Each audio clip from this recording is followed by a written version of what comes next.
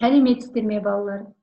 4-ші сыныптың дүниетану пәні бойынша Қазақстанның білім берудегі жетістіктері тақырыбындағы бейне сабағымызды бастаймыз. Сабақтың оқу мақсаты Қазақстанның 20-21 ғасырлардағы білім саласында жетістіктерін түсіндіру. Қанекей балалар, барлығымыз суретке назар аударайықшы. Суретте ересек адамдардың немен айналысып жатқанын байқадың.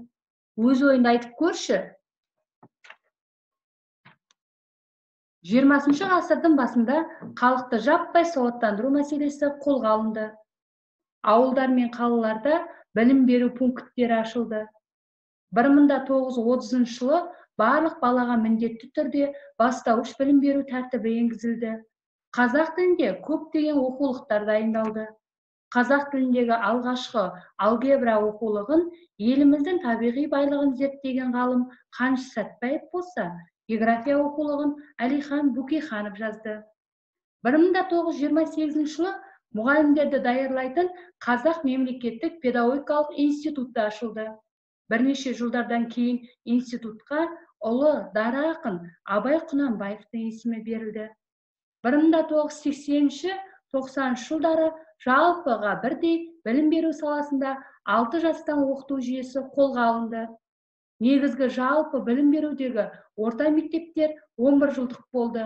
Ендеше балалар, Қазақстандағы білім беру жетістіктері туралы мына бейне жазбаға назар аударайықшы.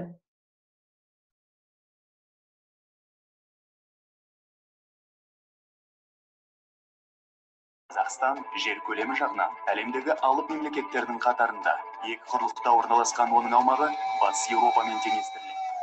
Мектепке дейінгі даярлық немесе 0-ші сынып 1999 жылдан бастап бір жылдық міндетті мектепке дейінгі білім беру енгізілді. Қазақстан Конституциясы азаматтардың жалпы орта білімді тегін алуына кепілдік береді. Бұл әлемнің 13 елінде жолға қойылған. Әр 5-ші мектеп тәуелсіздік жылдарында салынды. Адами даму индексі жоғары елдерде оқыту мерзімінің ұзақтығы 15 жыл. Қазақстанның әрбір студенті конкурстық негізде жоғары білім алуға құқылы. Бұл тәжірибе әлемнің 24 елінде бар. Мемлекет педагогтарды тегін біліктілікті арттыру курстарымен қамтамасыз етуде. 2013 жылдан бері ұлттық білім беру деректер қоры жұмыс істейді. TIMSS, PIRLS, PISA, TALIS, ICELS халықаралық зерттеулеріне қатысу білім ғылымды дамытудың мемлекеттік бағдарламасында көрсетілген. TIMSS 2015 қорытындысы бойынша Қазақстан үздік 10 елдің қатарына қосылды. 2016 жылдан бастап жаңартылған білім мазмұны мен 12 жылдық білім беруге сатылап көшуде. Бұл жаңашылдық шеңберінде функционалдық сауаттылық пен STEM білім беру жүйесіне айрықша назар аударылуда. 2017 жылдан бастап пилоттық режимде кей мектептер 3 тілде білім беруге көшті. Жаратылыстану математикалық бағыты ағылшын тілінде оқытылады. 2017 жылы қараша айында экономикалық ынтымақтастық пен даму ұйымымен тығыз байланыс негізінде Қазақстан білім беру және ғылыми технологиялық саясат комитеттеріне қатысушы мәртебесін алды. 2017 жылы бүкіл әлемдік экономикалық форумның жаһандық бәсекеге қабілеттілік индексінде Қазақстан бастауыш білім берумен қамту бойынша 4-ші орынды иеленді. Соңғы 10 жылда Қазақстан ЮНЕСКО-ның білім беруді дамыту индексі бойынша әлемнің үздік деп танылған 8 елінің қатарында.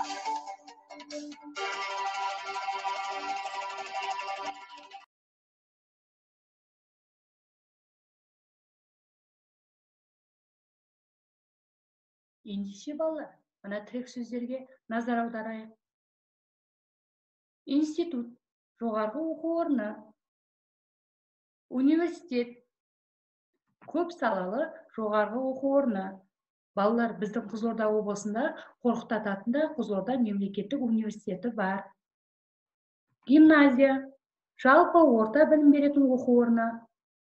Біздің Арал қаласында нөмірі 262-ші мектеп-гимназия мектебі бар. Лицей, орта жалпы білім беретін оқу орны.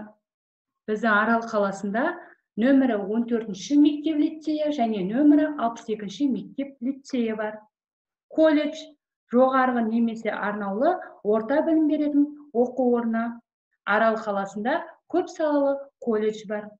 1991 жылдан бастап гимназия, лицей, колледждер пайда болды. 1993 жылы тұңғыш елбасымыз Нұрсұлтан Әбішұлы Назарбаев халықаралық болашақ стипендиясын тағайындады. Соның нәтижесінде жас мамандар әлемдегі озық оқу орындарында білім алды. Ендеше балалар, барлығымыз дәптермен жұмыс жасайық. Дәптерімізде суреттер берілген. Суреттерді әр заман уақытымен байланыстырайық. Келесі тапсырмамыз. Мақалдың жалғасын тауып, сәйкестендіріп көрейікші балалар. Ендеше бүгінгі сабақты бекіту сұрақтары сіздерге. Қазақ тілінде алгебра оқулығын кім жазды? Халықты жаппай сауаттандыру мәселесі қай ғасырда қолға алынды? Балалар, үйге тапсырма, кесте толтыру. Отбасындағы үлкен адамдардың қандай білім ордасын бітіргендігін, қандай мамандықта оқығандығын сұрап кестеге толтыру. Балалар, бүгінгі сабағымыз сіздерге түсінікті болды деп ойлаймын. Келесі кездескенше қош сау болыңыздар.